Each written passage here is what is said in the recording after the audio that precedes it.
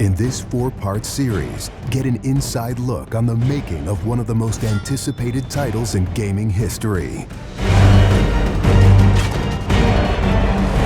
This is Inside Assassin's Creed 3.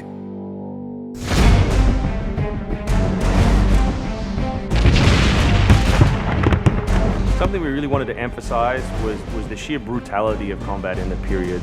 We've all seen the paintings of the Revolution, and death is glorified, death is angelic, but it wasn't that way on the battlefield. It was a brutal conflict.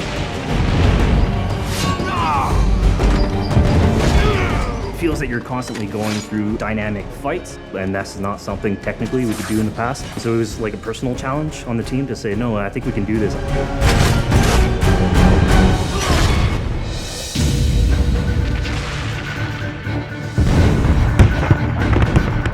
These armies are filled with different types of weapons. So, you have everything from muskets, you have grenadiers, you have guys with boarding axes. Being shot by a musket would be an awfully painful way to go. The caliber size of the ball was at least 3 or 4 times as large as anything that any modern military is using today. After the muskets were discharged, they would charge with their bayonets. What basically is a giant spear, and he has every intention of running that through you. They would shoot and then they would march, and that hand-to-hand combat was really brutal. And whether it's people using a bayonet affixed on the end of a musket, a small hatchet, this is a kind of killing that is very mano a mano.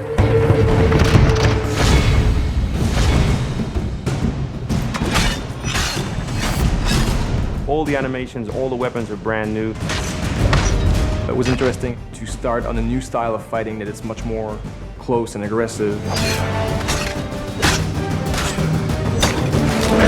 Connor's favorite weapon is the tomahawk, obviously super deadly in hand-to-hand combat. Also the bow and arrow. It fits with his native heritage and it's lethal. The rope dart, it's a real accurate Chinese tool that we found the references for that period as well. He can use it from the ground, so he can bring the enemy towards him.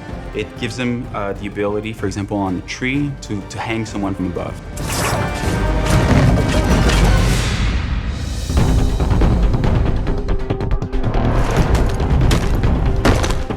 In Assassin's Creed 3, the one thing that we decided to do is to revamp the fight system from scratch.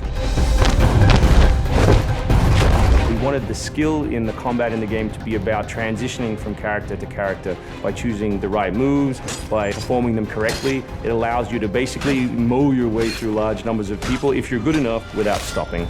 What do you do if you go into a bunch of guys with muskets and they try and shoot you? So we had to figure out, can you dodge them? Can you run away? And we've added all these options, but our big one is the meat shield, where you can grab a guy and he gets shot instead. Our mocap guys are stuntmen. We spend a long time with them rehearsing and figuring out exactly what would be the greatest choreography. We had to go through, like multiple people. Connor is trained in a very different style of fighting to the British soldiers. The close quarters flow of the combat that's happening between the punches, the kicks, and everything else is indicative of what happens in the real world. I'm very impressed by the moves that they do. It's cool to see push kicks and axe kicks and different sort of takedowns that are done correctly and very believable when they're done. Right hand right, punch to the face, boom, to the throat, to the groin, finish with boom. This is something new for us that we're really proud of. It's fast, it's fluid, and you go through these guys like butter.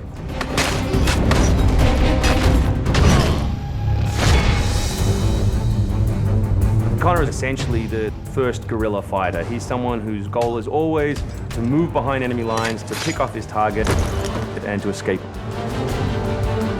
Employing guerrilla tactics, or what we now know today as asymmetric warfare, was something that truly was a component of the American Revolution. They learned what we would think was guerrilla-style warfare. You sort of hit quickly and then disappear.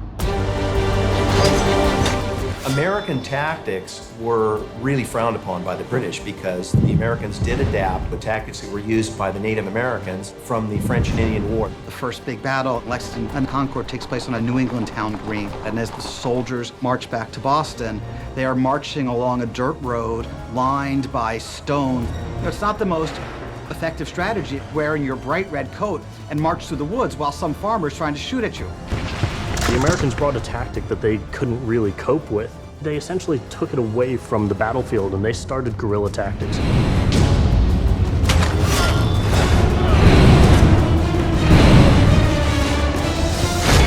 Next time on Inside Assassin's Creed 3, the hero behind the war. Connor is the hero of the American Revolution. He's a bit more like Dirty Harry. Connor is the current day Special Forces soldier. Silent, stealthy. He's fighting for freedom and he's fighting against tyranny.